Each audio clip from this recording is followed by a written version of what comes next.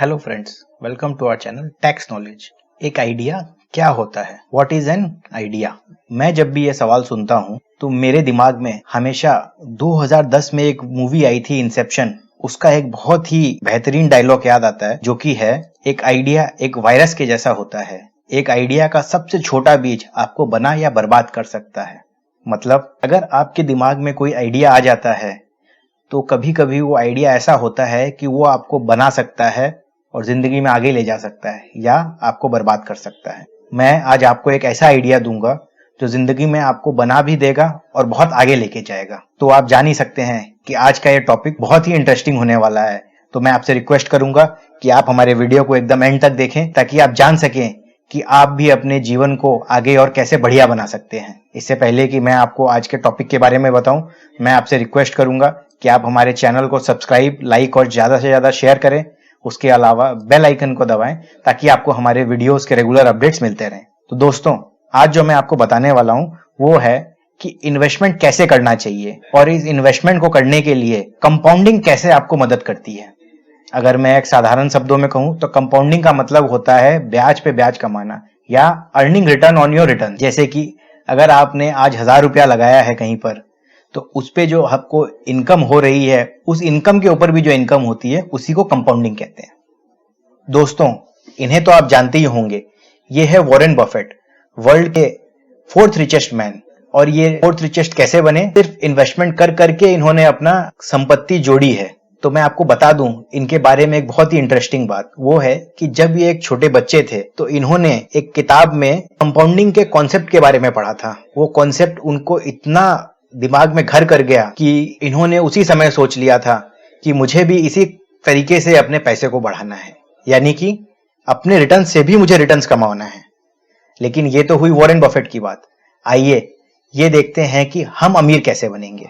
अमीर बनने का दो एकदम बेसिक फंडा है।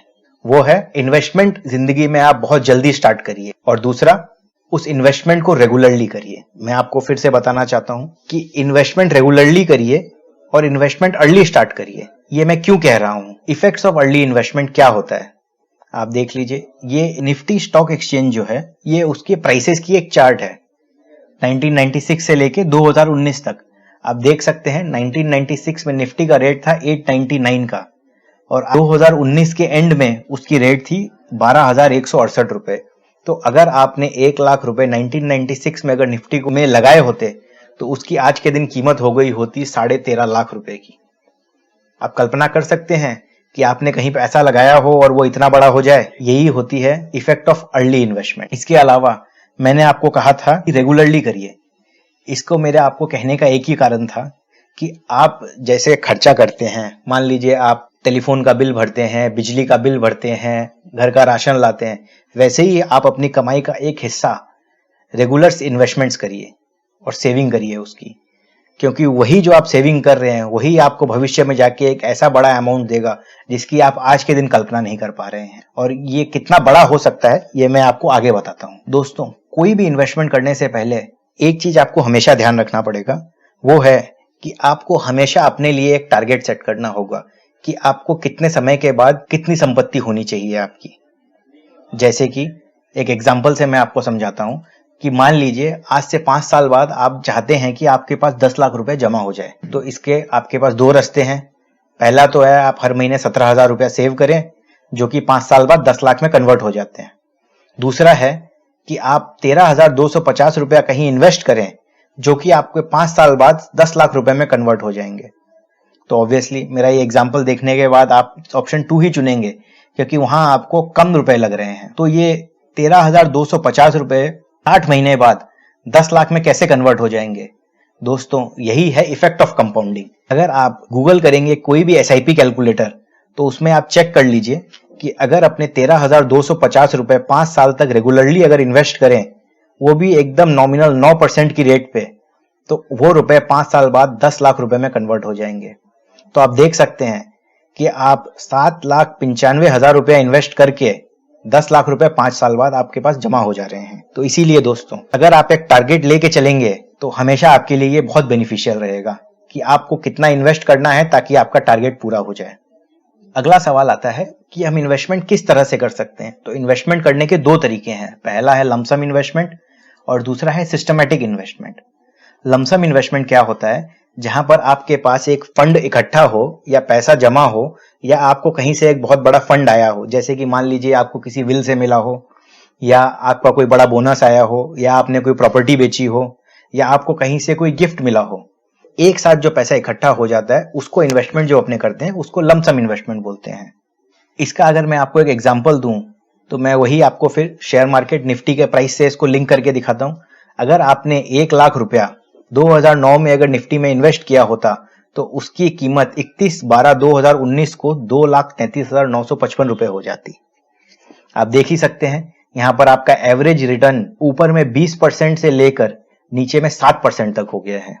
दूसरा जो तरीका है सिस्टमैटिक इन्वेस्टमेंट, इसका मतलब होता है कि अगर आपके पास कोई बड़ी संपत्ति या कोई बड़ा फंड अगर एक्यूमुलेटेड नहीं हो तो आप अपनी रेगुलर इनकम से रोज कुछ ना कुछ एक छोटा अमाउंट हर समय इन्वेस्ट करते रहें। अगर मैं आपको एक एग्जांपल के थ्रू अगर इस चीज को समझाऊं तो मैं उसी निफ्टी वाले एग्जांपल को आपको एक सिस्टमैटिक इन्वेस्टमेंट के एग्जांपल से दिखाता हूं। आप अगर यहां देखें तो अपने वही 1 लाख रुपया निफ्टी में इन्वेस्ट कर रहे हैं 2009 से 2018 तक हर साल सिर्फ 10,000 रुपए को इन्वेस्ट करके। अगर आप इस चार्ट को गौर से देखेंगे 10,000 रुपए हर साल जमा करते करते आखिर में 10 साल बाद वो पैसा आपका 2 लाख रुपया हो गया है। जी हाँ दोस्तों, आपने पहला जो 10,000 जमा किया था और जो आप धीरे धीरे हर साल करते गए वो बढ़ते बढ़ते सीधा 2 लाख रुपए हो गया है। तो इसका ये मतलब नहीं है कि आपका पैसा डबल जो है शुरू का किया हुआ 10 साल बाद हुआ है, धीरे धीरे डालते हुए भी पैसे की कीमत आपकी डबल हो गई है। तो अगर आप इसका रेट ऑफ रिटर्न अगर कैलकुलेट करेंगे तो आप देखेंगे कि आपको एवरेज में हर साल 13.5% की रिटर्न आ रही है। तो अगला सवाल जो आपके मन में आएगा वो है कि कौन सा बेटर होता है। मेरे हिसाब से सिस्टमैटिक इन्वेस्टमेंट हमेशा बेटर होता है। क्यों? लमसम इन्वेस्टमेंट जब आप करते हैं तो आपको हमेशा अपने दिमाग में एक बात रखनी पड़ती है, वो है कि मैं कब ये पैसे को लगाऊं और कब इस पैसे को निकालूं। लेकिन जब आप सिस्टमैटिक इन्वेस्टमेंट करते हैं तो इस चीज का आपको ध्यान नहीं रखना पड़ता है कि आपको कब पैसा लगाना है, कब पैसा निकालना है, क्योंकि बाजार जिस तरफ जा रहा है आप उस भाव में उस चीजों को ले रहे हैं। अगर बाजार नीचे जा रहा है तो आप नीचे के भाव में खरीद रहे हैं, अगर बाजार ऊपर जा रहा है तो आप ऊपर के भाव में खरीद रहे हैं। तो आप देख सकते हैं कि आपका जो इन्वेस्टमेंट है वो एवरेज आउट हो जाता है। तो इससे क्या होता है कि आपकी जो एवरेज रेट ऑफ रिटर्न है वो हमेशा हायर होती है। अगर मैं आपको एक चार्ट के थ्रू वापस समझाऊं तो आप देख सकते हैं कि निफ्टी में जो है आपका जो रेट ऑफ एवरेज गेन है वो आप देख सकते हैं ऊपर में 20% है, नीचे में 7% है। तो अगर आपकी एंट्री या एग्जिट में कहीं भी कुछ भी मिस कैलकुलेशन हो जाता है तो आप देख सकते हैं कि आपकी रिटर्न खत्म भी हो सकती है या आपको बहुत नॉमिनल रिटर्न आएगी अगर आप लमसम इन्वेस्टमेंट करते हैं। इसीलिए मेरा मानना है कि बेस्ट जो स्ट्रेटेजी होती है वो होती है सिस्टमैटिक इन्वेस्टमेंट की। इससे क्या है कि आपको एक सेविंग की हैबिट भी क्रिएट हो जाती है और दूसरा आपको कोई टेंशन भी नहीं होती है। तो बेस्ट फॉर्मेट क्या होती है स्ट्रेटेजी की? तो इसकी बेस्ट फॉर्मेट होती है कि अगर मान लीजिए आपके पास एक कोई लमसम फंड इकट्ठा हुआ है या कहीं से कोई फंड आपके पास आ गया है तो आप उसको कोई लिक्विड फंड या डेट फंड में इन्वेस्टमेंट करिए, जिससे कि आपको एक रेगुलर फ्लो ऑफ इनकम होती रहे और उससे फिर आप उसको इक्विटी या इक्विटी ओरिएंटेड फंड्स में इन्वेस्ट करें। तो इससे क्या होगा कि आपको डबल बेनिफिट हो जाएगा। एक तो जो आपका पैसा इतने दिन लिक्विड फंड या डेट फंड में लमसम पड़ा रहता है उसके ऊपर भी आपको रिटर्न आएगा, उसके अलावा जो आपने इक्विटी में रेगुलर इन्वेस्टमेंट करते जा रहे हैं उसके ऊपर भी आपको गेन आ रहा है। तो आप देख सकते हैं कि अगर आप दोनों को क्यूमुलेट करें तो आपका एवरेज रेट ऑफ रिटर्न बहुत बढ़ जाएगा। इस स्ट्रेटेजी को अपनाने से आपको क्या बेनिफिट होता है? तो मैं आपको बता दूं कि इस स्ट्रेटेजी को अपनाने से आपका सबसे बड़ा बेनिफिट है वो है रुपी कॉस्ट एवरेजिंग का। आपको कभी भी ये टेंशन नहीं रहेगा कि यार मैंने इसको ऊंचे दाम में ले लिया या मैंने इसको बहुत कम दाम में ले लिया।